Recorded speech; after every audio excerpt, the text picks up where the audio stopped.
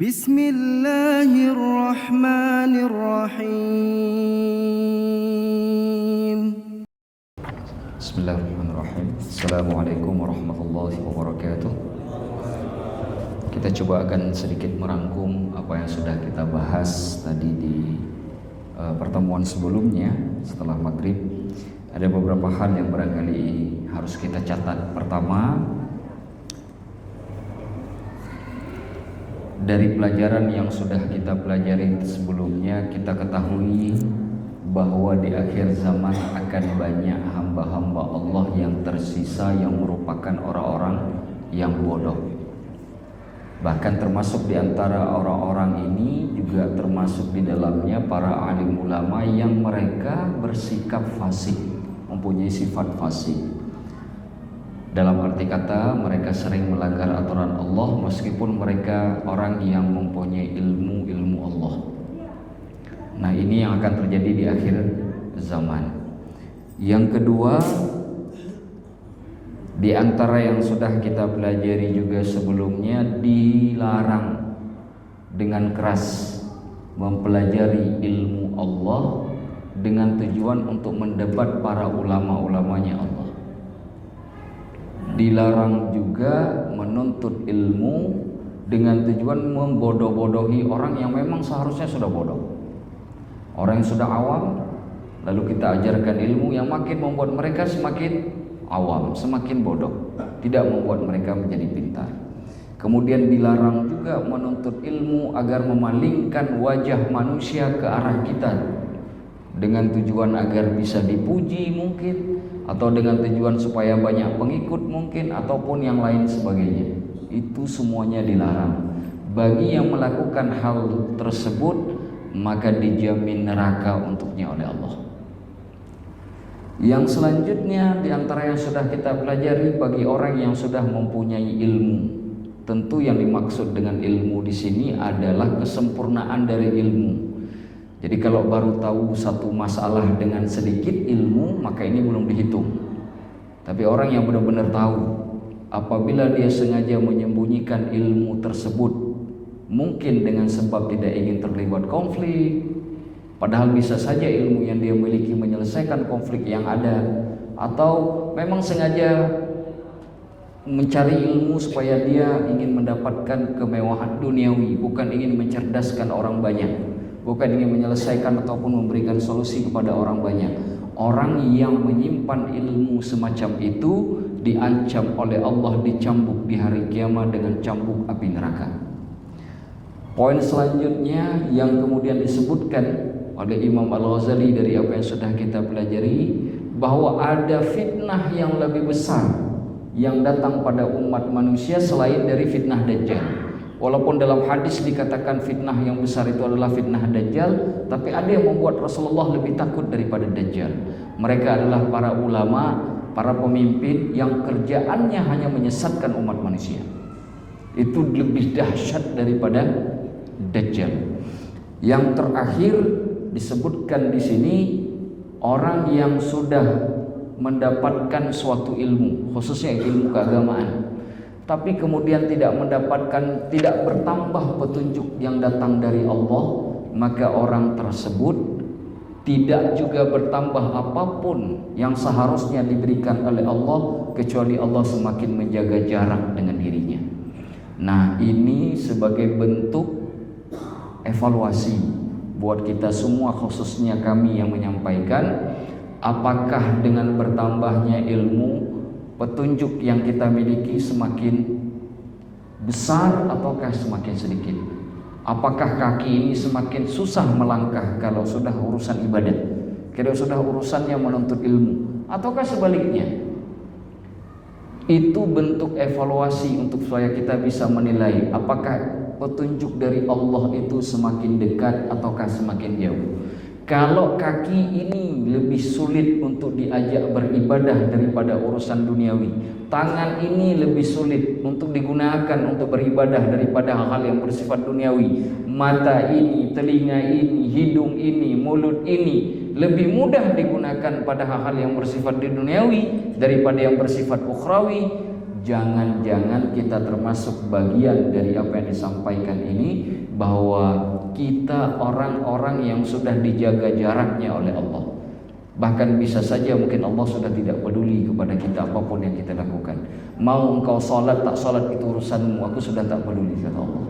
Nah, kita khawatir kalau kita sudah termasuk daripada golongan-golongan tersebut.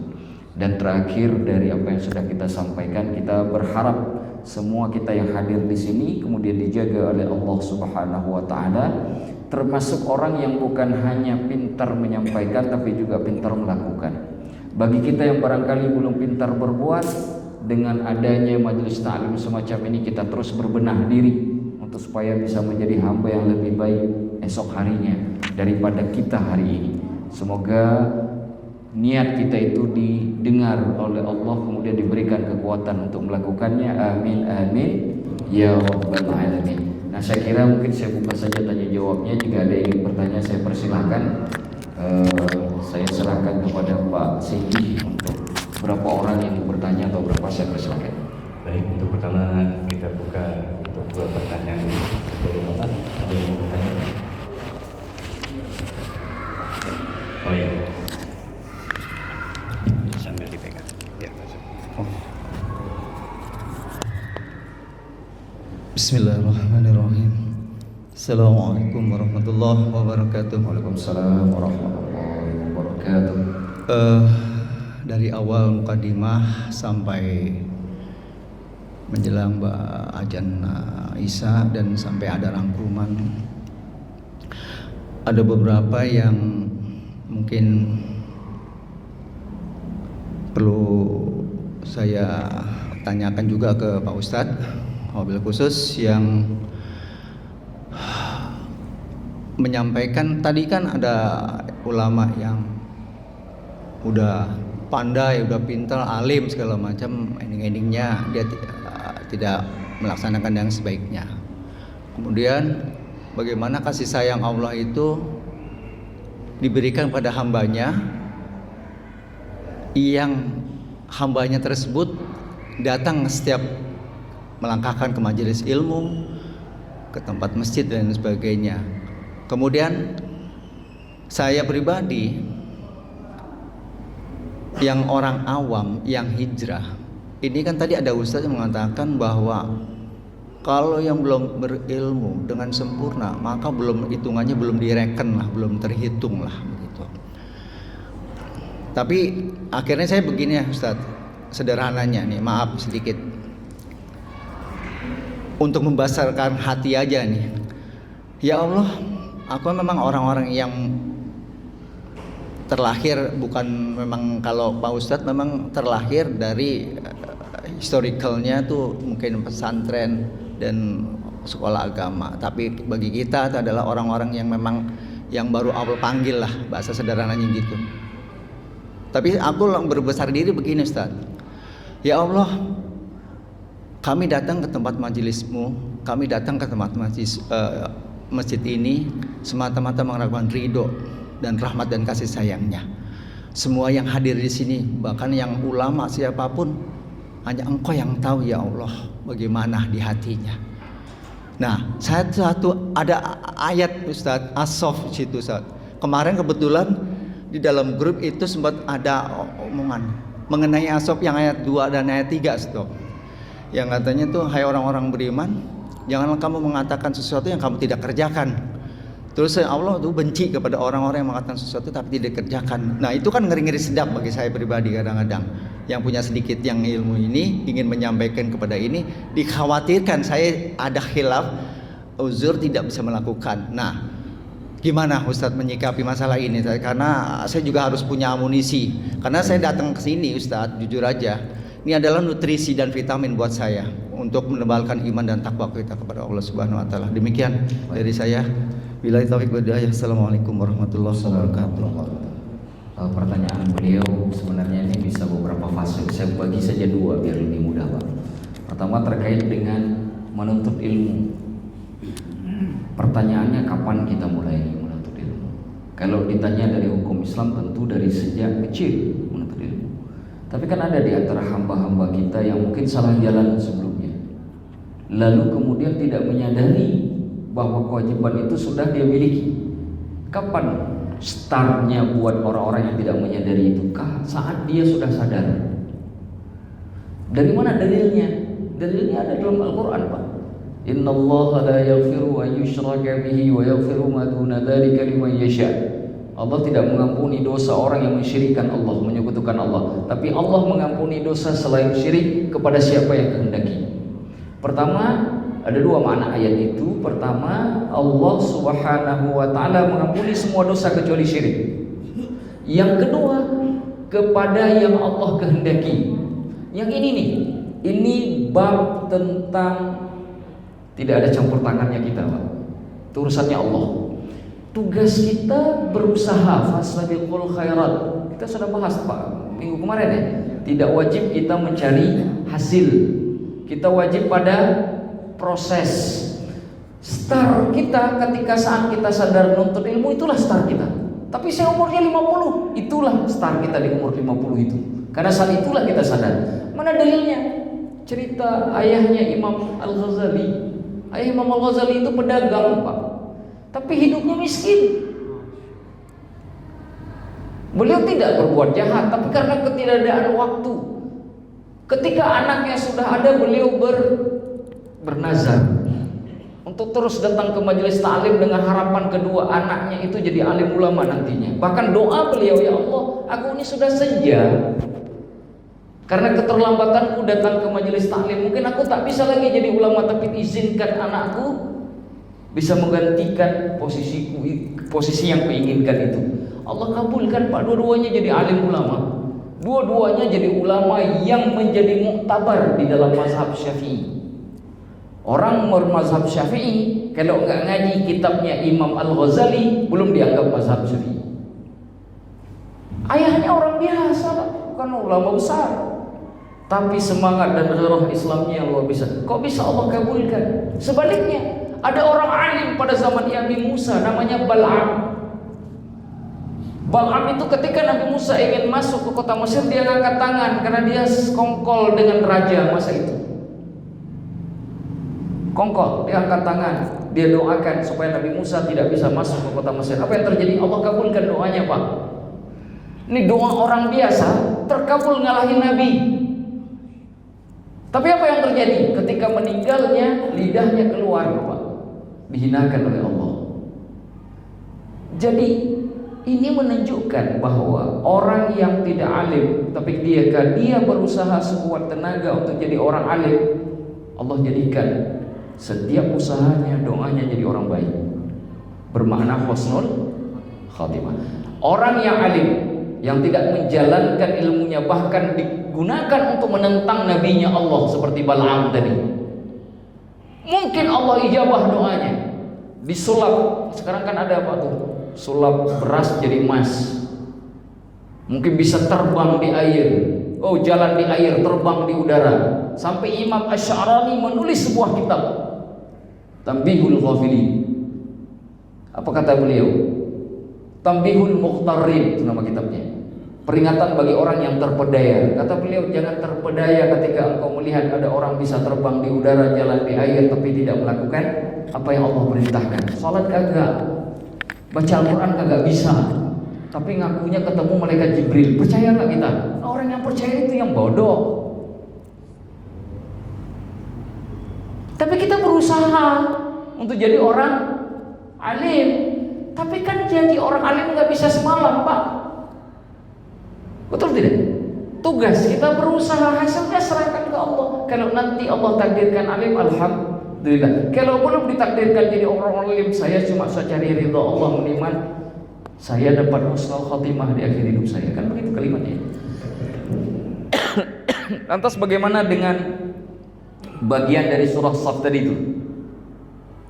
Tidak boleh berbicara kecuali apa yang sudah dia lakukan. Bahkan di ayat selanjutnya itu kabural maqtan indallahi an taqulu ma la taf'alun. Sungguh besar kebencian dari Allah apabila kamu menyampaikan apa yang tidak kamu kerjakan. Ini hanya khusus bagi orang yang alim. Saya dulu, Pak, saya kasih satu cerita. Saya dulu nggak mau mengajar, Pak. Jujur saya katakan, Pak, saya nggak pernah mau ngajar, Pak. Setiap ada orang nyuruh saya ke majelis taklim, saya nggak pernah mau terima, Pak. Sampai saya ditegur oleh senior saya dari Al-Azhar. Ini cerita belum pernah mungkin saya ceritakan di sini.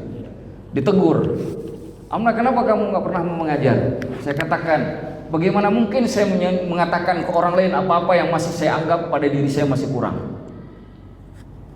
Lalu dia katakan, kalau semua orang cara berpikirnya seperti kamu, Amna, nggak ada lagi majelis taklim, bubar semuanya majelis taklim. Kenapa? Karena nggak ada orang yang pantas duduk di majelis taklim kecuali Rasulullah. Nggak ada satu orang pun yang bisa duduk di majelis taklim kecuali karena Rasulullah tuh nggak punya dosa, kan masuk. Sedangkan selain Rasulullah semua punya dosa. Betul tidak, Pak? Berarti nggak ada lagi yang bisa duduk di majelis taklim. Lalu saya diingatkan, perbaikan diri itu butuh proses.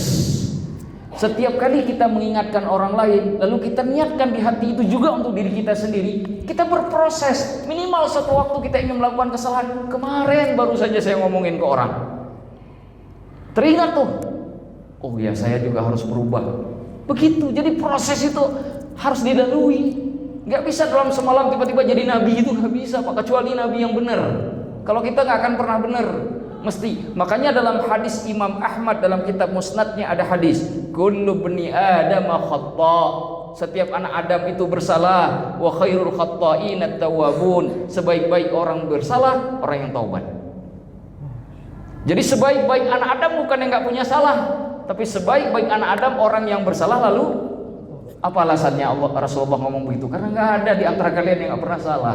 Kalau Allah wajibkan kita ini enggak ada salah, Pak, kosong surga, Pak. Nih kalau Allah wajibkan kita ini nggak boleh salah sedikit pun, kosong insya Allah surga itu.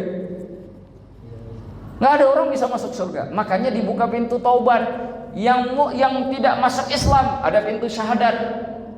Orang Islam yang bikin salah ada pintu istighfar. Itu kan pintu-pintu dekat ke Allah semua itu. Dan itu dijamin oleh Allah dibuka sebelum dua hal.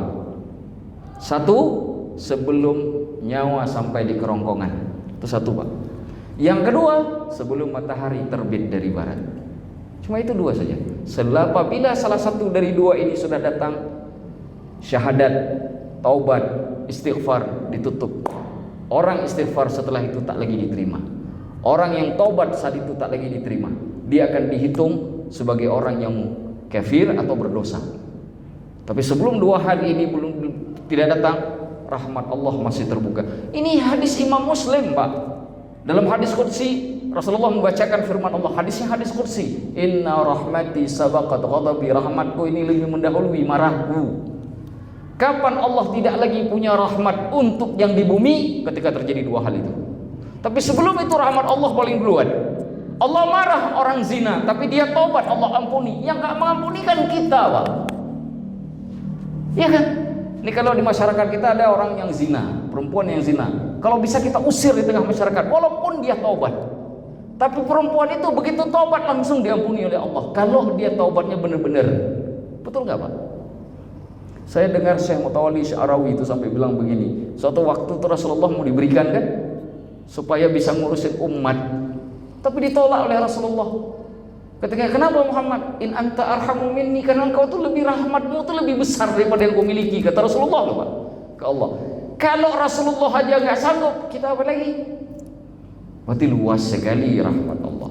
Jadi makanya dalam sebuah ayat Al-Quran yang bercerita tentang kisah pencarian Nabi Yusuf, Nabi Yusuf ngomong satu kalimat yang kemudian diabadikan oleh Allah, karena ini wahyu, diabadikan oleh Allah dalam Al-Quran. Apa kalimatnya? Wala tayasu min ruhillah, jangan berputus asa dari rahmat Allah. Innahu la yayasu min ruhillahi illa al-qaumul kafirun. Gak ada yang putus asa dari rahmat Allah kecuali orang kafir. Maka saya Ustadz sudah 70 tahun baru saja hijrah. Kalau dia hijrah umur 70 tahun lalu sehari kemudian meninggal, bisa jadi itu jadi sebab diampuni oleh Allah. Tapi saya nggak bisa hukum. Saya akan mengatakan Allah husnul khotimah, dia tenatapkan sebagai hamba yang husnul khotimah karena dia sudah taubat. Tapi benar atau tidaknya dia taubat kan Allah yang tahu. Betul tidak, Pak? Bukan kita kan yang tahu. Bapak yakin saya masuk surga? Kalau Bapak yakin saya masuk surga, berarti surga itu bukan lagi milik Allah, sudah milik Bapak. Betul tidak, Pak? Bapak tidak tahu saya masuk surga atau tidak. Saya juga tidak tahu Bapak ini masuk surga atau tidak. Nggak ada yang tahu. Urusan Allah. Tugas kita menjalani kewajiban kita. Yang ngajarin ilmu untuk mengingatkan orang supaya baik sambil mengingatkan dirinya juga ikut baik. Yang diingatkan refleksi dari peringatan itu, apakah saya sudah jadi orang baik atau tidak, lalu kemudian meningkatkan keimanannya, perbaiki dirinya. Ya sebatas itu. Nah, kalau ini sama-sama dilakukan, insya Allah kabura maqtan indallahi an taqulu ma la taf'alun, bisa terhilangkan. Kira-kira seperti itu, Pak. Jadi jangan pula gara-gara ada ayat itu saya nggak mau jadi orang alim, nggak mau mengajar. Kenapa? Ancamannya lebih besar. Bapak ini nanya nanti, Bapak datang lagi insya Allah minggu depan. Kita baca, Pak. Di sini ada kalimat diungkapkan oleh Abu Hurairah. Ada orang bilang begini, saya nggak mau nuntut ilmu Abu Hurairah. Kenapa? Saya takut menyanyiakan ilmu itu, takut nggak ngamalin. Itu ada orang nanya ke Abu Hurairah. Jadi pertanyaan Bapak ini bab minggu depan sebenarnya. Saya nggak tahu kenapa Bapak tahu. Nah, jadi nanti jawabannya saya kasih tahu minggu depan biar Bapak datang lagi insya Allah. Jadi ada laki-laki datang ke Abu Hurairah, tanya, saya nggak menuntut ilmu. Kenapa nggak menuntut ilmu? Takut saya sia-siakan, nggak saya amalin. Nah, mau tahu Pak jawaban Abu Hurairah? Minggu depan saya jawab insya Allah. Kalau saya buka semua yang ini nanti terjawab semua. Wallahu a'lamu bisawab. Baik. Bagaimana Pak Singgi? Ada lagi Pak? Yang mau bertanya? Ya, Bapak. Kalau nggak ada nanti mungkin mau ditanya Ustaz Amr. Ada lagi Pak? Oh boleh. Tadi menarik sih pernyataan tulisan. Terus kemudian sejarah antum awalnya takut-takut menyampaikan atau dakwah gitu kan. Terus treatment apa yang membuat antum akhirnya yakin terus jalan dakwah gitu. Iya. Karena gini, nyambung sama pengalaman saya juga, semakin menuntut ilmu itu semakin kita ngerasa nggak berilmu, Ustaz. Jadi kayak apa ya? Kayak malu untuk menyampaikan gitu. Perasaan saya pesantren cukup lama kan, ibaratnya pelajaran agama, fikih dan seterusnya itu udah banyak saya pelajari. Ketika saya sudah lama nggak pelajari itu, terus mendengarkan pengajian, mendengarkan ilmu pengetahuan, semakin berasa bahwa ternyata apa yang saya pelajari itu dikit banget gitu loh. Memang ilmu pengetahuan itu seperti itu yang saya tahu. Jadi yang pengen saya tanyain itu tadi treatment apa yang membuat Ustaz dulu akhirnya semangat untuk berdakwah. Iya, baik. Makasih Ustaz. Nah, sebenarnya tadi nggak mau saya buka, tapi terpaksa saya buka karena harus menjawab pertanyaan beliau. Jadi nanti sebenarnya di bab selanjutnya itu ada kalimat orang yang sudah merasanya diri tahu itu sebenarnya orang bodoh. Jadi orang yang alim, orang yang merasa dirinya semakin bodoh, semakin tidak tahu. Jadi orang nuntut ilmu itu seharusnya berpikir, kok masih banyak sekali yang belum saya tahu. Kita tidak akan mungkin sampai pada titik itu kalau nggak pernah belajar. Kalau sudah belajar, baru belajar bab wudu. Oh, ternyata cucinya sampai dengan siku. Iya kan? Lalu kita pikir, ada nggak ya pola lain? Bagaimana kalau orang motong tangannya sampai sini nih? Nggak ada siku lagi. Pakai logika berarti dia tidak wajib cuci tangan, betul tidak? Nah, sikunya udah habis kan? Karena kata Allah, tangan sampai dengan siku. Berarti kalau hilang tangan, berarti nggak ada kewajiban cuci wudu lagi kan? Begitu kita baca buku fikih ternyata nggak benar, bukan begitu. Jadi orang yang nuntut ilmu tuh makin merasa bodoh. Ternyata begitu tangan tinggal sisa begini, nyuci wudu ya nyuci yang tersisa. Diwajibkan cuci yang tersisa. Kalau nggak dianggap berwudu. Kenapa begitu? Disitulah letaknya kita menjadi pengen tahu. Saya semakin baca kitab benar Pak, semakin bodoh memang. Kadang-kadang saya bingung sendiri. Ini ulama ini ngomong begini, ulama ini begini. Lalu saya padukan, ini perbedaannya kontras sekali. Saya butuh kitab ketiga, butuh kitab keempat, butuh kitab kelima untuk menyelesaikan dua kitab yang berbeda ini. Ya dong, berarti kan saya bodoh sekali karena saya perlu baca kitab ketiga, keempat dan kelima. Berarti bodoh sekali saya. Saya baru hanya tahu pendapat kitab pertama dan pendapat kitab kedua. Berarti saya masih bodoh. Pusing. Aduh, gimana yang menyelesaikan ini? Butuh kitab lagi. Tahu ada kitab tapi nggak punya kitabnya. Nah, itu juga masalah lain lagi. Sering sekali begitu. Nah, Tapi apa yang menjadi nikmat? Ada satu hal, dulu ketika saya belum mengajar, kok rasa-rasanya daya ingat saya itu menurun. Saya kalau misalkan membaca sesuatu, itu nggak lama kok cepat hilang dulu. Tapi ketika saya mengajar, daya ingat saya bertambah. Sesuatu yang saya ceritakan sekarang bisa saja nanti 2 bulan, 3 bulan lagi saya bisa ngulang nyampeinnya. Masih ingat. Kenapa masih ingat? Karena saya menganggapnya sebagai rahmat Allah. Saya menganggapnya sebagai, ini kayak baterainya sudah habis, sudah kelap-kelip. Jadi saya menganggap itu sebagai bentuk sayangnya Allah karena saya mengajarkan ilmu Allah.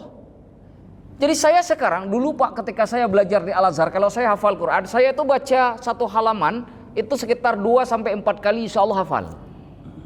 Itu ayat Al-Quran tuh, satu halaman itu segitu cepatnya saya bisa hafal Quran. Tapi ketika saya sudah tidak mau datang ke majelis taklim, itu bisa sampai 10 kali belum tentu hafal. Dibaca ya, dibaca dengan pelan, bisa nggak hafal tuh. Tapi setelah saya mengajarkan, berubah kembali. Polanya berubah kembali. Lalu saya ingat, betul kata senior saya di Al-Azhar, perubahan itu tidak bisa dicapai dalam waktu 1 malam. Harus ada sebab. Kan keperubahan itu Allah yang takdirin, mesti Allahnya harus ridho dulu, kan begitu. Ngajarin ilmu Allah kira-kira bisa nggak merayu Allah supaya Allah ridho? Sangat bisa, sangat bisa. Nah awal-awal saya mengajar, saya nggak yakin dengan apa yang saya ajarkan. Ada rasa takut, bukan takut ke audiens, takut dengan apa yang saya sampaikan. Ini kayaknya terakhir, yang pertama sekaligus terakhir nih saya ngomong. Besok diundang lagi ternyata. La haula wala quwata, gimana ini caranya? Seperti itu. Dan pernah di awal-awal tuh sering begitu ada orang tahu tuh, orang undang saya tolak Pak. Undang maulid saya tolak, undang ini saya tolak, undang itu saya tolak. Sesekali aja saya datang. Ada sekitar 3 tempat saja yang saya ambil, itu yang saya ngajar seminggu. Selebihnya itu tergantung hati saya. Kalau hati saya bilang iya, saya terima. Kalau hati saya bilang tidak, saya tolak. Saking saking. Tapi akhir lama-kelamaan kok saya jadi saya yakin duduk untuk ngajarin ilmu Allah. Jadi memang butuh proses ternyata. Dan ternyata selama saya mengajarkan ilmu Allah, banyak hal yang terjadi yang nggak boleh saya ceritakan. Bukan hanya tidak bisa, bahkan tidak boleh saya ceritakan di sini, takut riya. Yang Allah takdirkan. Saya hanya ingin menyampaikan betapa banyak hal yang kemudian berubah pada diri saya dengan saya mengajar. Tapi memang butuh proses. Dari situ ketika saya melihat, kita kan kalau udah ada bukti kan makin yakin Ustaz. Begitu terjadi begitu, saya makin yakin untuk mengajar. Setelah itu mulai saya tak menolak lagi. Tadi yang tadi tolak, nggak lagi saya tolak. Setelah ada itu, awal-awalnya memang berat sekali. Saya ingat betul pertama sekali saya duduk di majelis taklim, saya pikir bakal jadi. Saya pernah Pak satu waktu diundang ke majelis taklim. Di tengah jalan saya berhenti masuk warung Padang, bukan karena saya lapar Pak, bukan karena saya lapar. Tepat, saya lagi malas ngajar. Padahal itu baru-baru di awal-awal. Dalam hati ngapain saya ngajar? Tapi nanti ditanya, Allah bilang aja sakit. Sampai begitu Pak kepikir. Lagi duduk makan warung Padang tuh. Saking nggak mau tuh, motor mau balik aja ke rumah tuh, nggak mau lagi ke tempat majelis taklim. Itu awalnya itu Pak. Jadi jangan dipikir orang ngajar itu nggak berjibaku dulu dengan perasaan hati, itu luar biasa Pak. Nah, nantilah kapan-kapan, jangan di sini saya cerita semua, nanti offline aja saya cerita. Ini karena ada ini aja nggak bisa saya cerita semua, takut ria pula. Nanti kapan-kapan bolehlah kita cerita. Berat sekali Pak, berat sekali, berat sekali. Diuji nggak? Oh diuji Pak, dengan uang lagi diuji. Yang kalau saya ambil saya nggak bisa ngajar, macam-macam. Jadi pikir, jadi orang itu ya diuji lah dengan kapasitasnya masing-masing, dengan cara yang masing-masing yang Allah lebih tahu lah. Tapi kita tetap yakin la yukallifullahu nafsan. Itu saja. Wallahu a'lam bishawab. Saya kira begitu. Tidak terlalu panjang. Baik, terakhir masih ada lagi Pak yang mau bertanya? Pak Yusuf, Pak Samsir, Bapak. Baik, Cukup. kalau tidak ada, terima kasih, kita lanjutkan. Itu harus lewat beliau. Ya. Saya menjawab saja. Ini Ustaz, ini buat saya pribadi ya. Misalnya gini, saya setiap datang ke majelis ilmu, kalau ilmu, saya udah niatkan dalam hati Ya Allah, keluarkan kebesaran-kebesaran di hati ini, kesombongan, kesoktahuan, sok pinter, sokon segala macam. Aku ingin belajar, sehingga insya Allah kalau ember saya tuang isinya, saya akan bisa masukin tuh ilmu-ilmu yang ini. Sehingga di saat tadi Ustadz menyampaikan itu dari awal sampai akhir itu saya menggigil kedinginan, jujur aja, karena saya udah ngeluarin tuh tadi mulai dari rumah, saya ngeluarin kesombongan saya, kesoktahuan saya, sok pinternya saya, kebodohan saya. Sehingga Ustadz ngomong seperti itu. Apakah ini bagian juga memang yang harus saya lakukan seperti itu untuk setiap belajar dimanapun gitu dengan Ustadz siapapun gitu. Demikian itu aja. Assalamualaikum.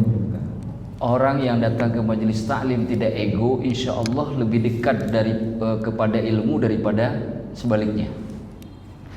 Karena orang yang punya ego nuntut ilmu itu nggak diijabah oleh Allah. Kalaupun ilmu dia dapat, biasanya itu tidak kekal ilmunya. Kalaulah kekal tak bisa diamalkan. Itu saja Pak rumusnya. Karena orang yang sok tahu itu kan berakhir dengan kesombongan, kan begitu. Nah, saya tidak mengharuskan Bapak mengosongkan seluruhnya. Saya sering sampaikan, bahkan di sini dulu pada awal-awal, bagi orang yang sudah tahu mendapatkan ilmu yang sama itu sebagai bentuk pengulangan. Bagi yang tidak tahu menjadi awal terbukanya pintu pengetahuan. Bagi yang sudah sangat tahu cukup mencari barokahnya Allah di majelis taklim. Sudah sangat tahu nih, ini semua dicerita Ustadz dari A sampai Z saya udah ngerti semua. Bahkan ada hadis yang tidak dibaca Ustadz juga saya tahu. Maka bagi orang semacam itu, dia cukup meniatkan dapat rahmatnya Allah. Kenapa? Karena saya sampaikan kan ada dua majelis tempat berkumpulnya Nabi dan para malaikat. Satu majelis salat, kedua majelis ilmu. Itu dua majelis itu Pak.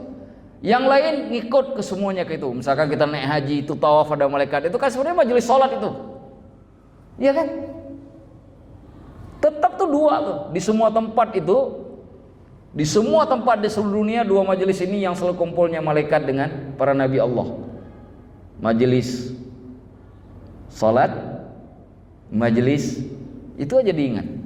Jadi bagi yang sudah tahu, bagi yang belum tahu, terbuka pintu pengetahuan. Bagi yang sudah tahu untuk mengulang. Bagi yang sudah sangat tahu, cukup untuk mendapatkan rahmat Allah. Wallahu a'lamu bishawab. Saya kira begitu, Pak. Silakan.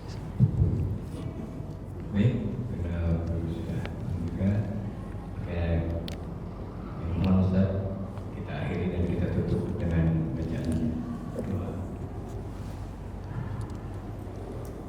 Bapak sekalian, sudah di penghujung majelis, kita niatkan hati kita supaya majelis ini menjadi sebab turunnya rahmat dan taufiknya Allah, juga sebagai sebab Allah mengampuni semua dosa.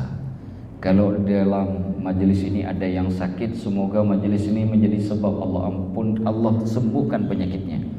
Jika di majelis ini ada yang berhutang, semoga majelis ini Allah jadikan sebab supaya Allah kemudian mendatangkan rezeki agar hamba Allah tersebut bisa membayarkan hutangnya.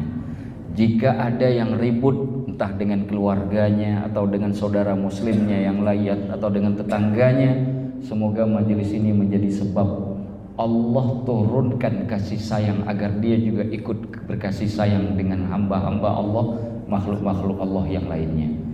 Ala hadhihi niyyah wa kulli niyyatin salihah. Al-Fatihah.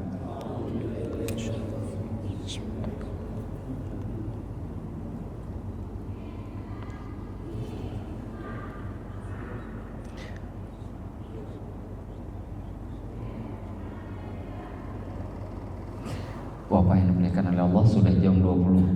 Saya tidak baca panjang lagi doanya. Kita tutup dengan doa penutup majelis saja. Ya, kita baca sama-sama.